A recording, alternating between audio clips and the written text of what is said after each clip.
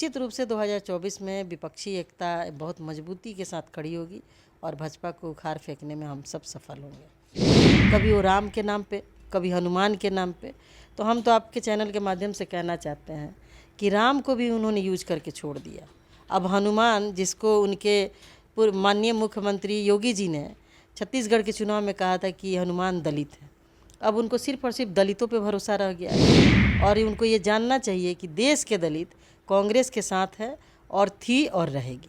इसलिए हनुमान और राम का नाम बदल बदल करके वो भगवान के नाम पे वोट मांगेंगे तो भगवान के नाम पे भीख मांगा जाता है। नमस्कार, आप न्यूज़ फाउंडेशन देख रहे हैं। मैं हूं आपके साथ वंदना। देश के तमाम विपक्षी पार्टियों को एक मंच पर लाने के लिए नीतीश कुमार ने कवायद शुरू कर दी है। इसी क्रम में एक बार फिर से उड़ीसा जाने की तैयारी में नीतीश कुमार हैं।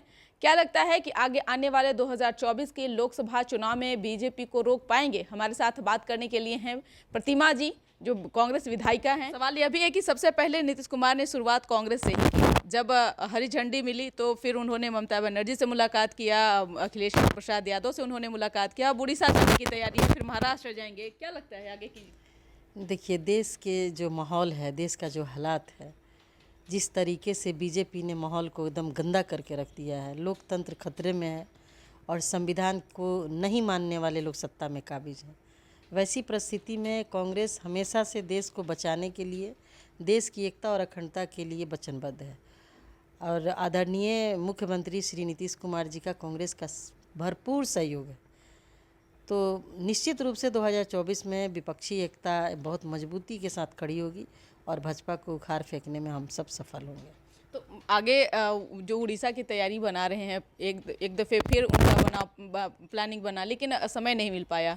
इस बार क्या लगता है कि वो सारा कुछ बातचीत हो जाएगी? बिल्कुल। देखिए, देश, हमने पहले कहा ना कि देश का जो माहौल है और हर आदमी बहुत ही मतलब इतना परेशान है। जो जिन मुद्दों को लेकर के बीजेपी सत्ता में आई थी, भ्रष्टाचार, बेरोजगारी, महंगाई, काला धन लाएंगे। काला धन तो उन्होंने देश की महिलाओं के पॉकेट से निकाला।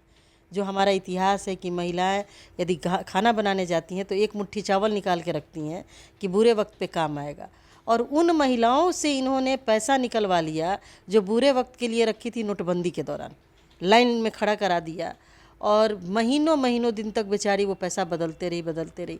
और आज स्थिति ये है कि किसी महिला के पास अब जाके पूछिएगा कि आपने कुछ पैसा बचा के रखा है तो किसी के पास चवन्नी नहीं मिलेगा। तो बेरोजगारी है, भ्रष्टाचार है, महंगाई है, इन सब मुद्दों को भटका करके कभी वो राम के नाम पे, कभी हनुमान के नाम पे। तो हम तो आपके चैनल के माध्यम से कहना चाहते हैं कि राम को भी उन्होंने यूज करके छोड़ दिया। अब हनुमान, जिसको उनके माननीय मुख्यमंत्री योगी जी ने छत्तीसगढ़ के चुनाव में कहा था कि हनुमान दलित है, अब उनको सिर्फ और सिर्फ दलितों पे भरोसा रह गया है। और उनको ये जानना चाहिए कि देश के दलित कांग्रेस के साथ है और थी और रहेगी। इसलिए हनुमान और राम का नाम बदल बदल करके वो भगवान के नाम पे वोट मांगेंगे तो भगवान के नाम पे भीख मांगा जाता है। भगवान के नाम पे दे दे बाबा। तो इस तरह से लोकतंत्र को बर्बाद करने का जो ठेका बीजेपी ने लिया है, उसको सबक सिखाने के लिए विपक्ष के सभी दल के नेता और उसमें आदरणीय नीतीश कुमार जी ने जिस तरीके का पहल किया है वो काबिले तारीफ़ है। और विपक्ष के साथ सब लोग उनके साथ खड़े हैं, कांग्रेस मजबूती के साथ उनके साथ खड़ी है और 2024 में उसका रिजल्ट सामने आएगा। लेकिन एक सवाल ये भी है ना कि जिस तरह से बीजेपी ये कह रहा है कि विपक्षी एकजुटता की बात कर रहे हैं, सही है, लेकिन इस बारात का दुल्हा कौन है? अब ये तो उनका तो काम यही है, हर चीज़ में से एक नुक्स निकालना। लोकतंत्र में पहले कोई चीज़ घोषित नहीं होता है, क्योंकि उनके पास कोई नेता नहीं था। वो तो फिल्म स्टार लाए, जोकर को ले आए, किसी को उठा करके बाबा को ला करके एमपी एमएलए बना, क्योंकि उनके पास कोई नेता ही नहीं है। कांग्रेस के पास और जितनी विपक्षी दल के लोग हैं, ये देश को आज़ाद कराने वाली पार्टी है। इसके पास चेहरे की कमी नहीं है, कोई भी बन सकता है। अभी देखिए, हिमाचल में जो हमारे सुखबीर सिंह जो सीएम बने, तो उनके चेहरा पे तो इलेक्शन हुआ नहीं। जनता वोट की ना, पार्टी सत्ता में आई ना। जब जनता आपको समर्थन देगी तो अब नेता अपने आप आ जाएंगे। पार्टी को और विचारधारा को लोग वोट करते हैं, नेता को नहीं करते हैं। ठगे ना, ठग बन करके मोदी जी कि हम आपको इस समस्या से निकालेंगे, बेरोजगारी से निकालेंगे, भ्रष्टाचार से निकालेंगे, प्रति वर्ष 2-2 करोड़ नौकरी देंगे, 15-15 लाख रुपया लाएंगे। यदि 15-15 लाख रुपया लाते तो आज फ्री में ये अनाज देने की नौबत नहीं आती। 5-5 किलो अनाज जो दे करके लोगों को बेरोजगार और भिखारी और गरीबी के दलदल में ढकेलते जा रहे हैं, ये सब नहीं होता। तो सिर्फ बयानवीर होने से काम नहीं चलता है। आप जिस काम के लिए चुन कर आए हैं वो आपको काम करना पड़ता है। उन्होंने कुछ भी नहीं किया। कांग्रेस ने जो किया है उसका नाम बदल रहे हैं, उस योजना का नाम बदल करके और बेच करके सत्ता में बने हुए हैं। एक अंतिम सवाल है कि आनंद मोहन की रिहाई तो हो गई, भले ही हो गई हो, लेकिन सुनवाई है आज कोर्ट में, क्या देखिए ये कोर्ट का मामला है और न्यायालय सब चीज़ को बड़ी बारीकी से देखता है।